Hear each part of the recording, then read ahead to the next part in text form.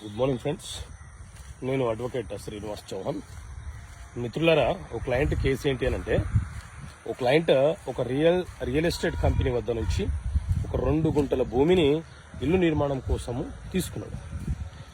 ఇప్పుడు ఆ 2 గుంటల భూమి ఆ సర్వే నెంబర్లో ఎక్కడ ఉందో చూపించమంటే ఆ కంపెనీ వాళ్ళు చూపించటం లేదు.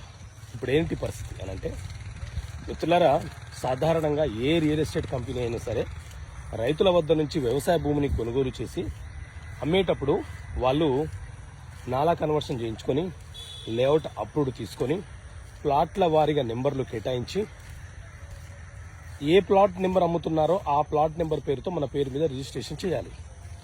సో ఆ క్రమంలో కొంత భూమిని వాళ్ళు ప్రభుత్వానికి కూడా మార్టిగేజ్ చేస్తారు, కొంత భూమి పార్క్ కేటాయిస్తారు. కానీ రైతుల వద్ద నుంచి భూమి కొనుగోలు చేసి మనకు గుంటల వారీగా భూమి అమ్ముతున్నారు అని అంటే దాని అర్థం ఏంటి?